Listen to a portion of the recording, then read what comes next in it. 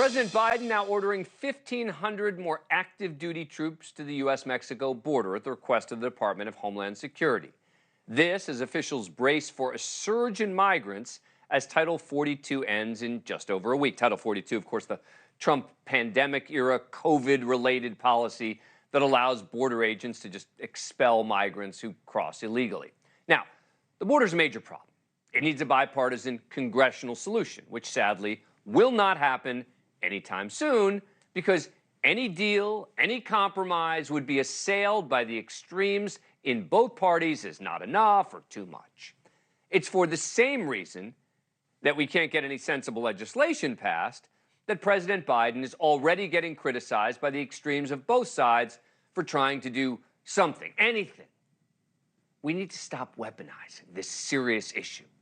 But since no long-term solutions are on the horizon, we can only deal in the short term. And the short-term issue is that expected surge, and it sure seems like it's already at the border, with the number of migrant apprehensions as of last week far outpacing average daily totals in March. The Washington Post reporting that on certain days last week, there were up to 8,000 apprehensions a day. Illegal crossings expected to surpass 10,000 per day after May 11th, when Title 42 expires. Now, these numbers are staggering. And I've been critical of what I view as the Biden administration's double talk when it comes to Title 42. They extended the policy late last year, while the White House also making a big show of trying to get rid of Title 42 in court, an attempt to appease the far left, even though, of course, the reality on the ground was that they needed Title 42 more than ever. And the stricter policies actually worked, at least initially, showing a significant drop in the number of migrants from Venezuela, Cuba, Nicaragua, and Haiti, down more than 95%. Now, that drop didn't last as we get closer to the date of the policy expiring. Still, nothing that the Biden administration does is going to win him any praise on either side. For example, the additional troops are too little, too late for the right. I'm not sure why he didn't take this action a year and a half to 2 years ago, frankly. The border's been in crisis for some time. They've known that Title 42 is going to be lifted on May 11th. I'm not sure why they don't have a more comprehensive and robust plan in place.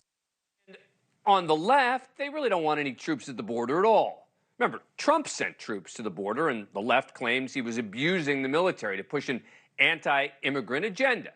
Here's progressive Congresswoman Pramila Jayapal on MSNBC just after the troop deployment was announced.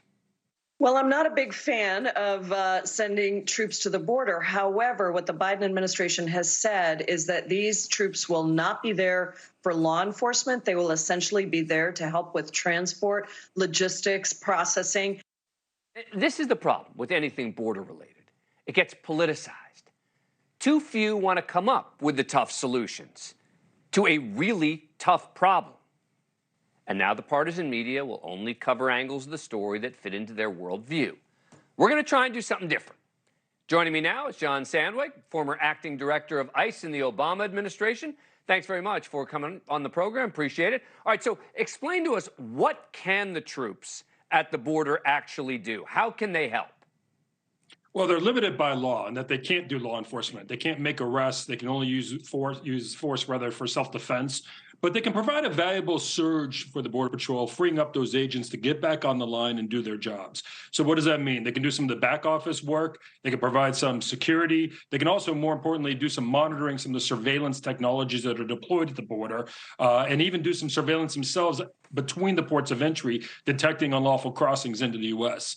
So while they can't do frontline operations, they can do a lot of that back office support that really frees up those Border Patrol agents to get back out there on the front lines. Let me play a piece of sound from today of the Pentagon spokesperson on why these active duty troops were called up. This is number 4. Yeah, so really this is about being responsive. DHS has asked us for this support. And so the ability to rapidly provide support from our active duty forces is really the key here. Again, as I mentioned, we're evaluating options to look at potentially replacing some of those forces with reserve or contracted support. And as you know, calling up reserve component forces involves some time associated with that. And so by tasking the active duty forces, we're able to meet this request very urgently. Now, I know this question isn't going to fit right into the partisan divide. I'm not going to say, oh, my goodness, why aren't they doing more? Or how could they do this? I mean, this small measure, it is a small measure, is a good idea, right? Yeah, it's a good idea. Look, it's something we did in the Obama administration when we faced some surges. Certainly, it's something the Trump administration did. Look, it's not an ideal solution. Ideally, we'd be resourcing DHS to where it needs to be at to solve these problems. Thank you for watching. Go to newsnationnow.com to find NewsNation on your cable provider.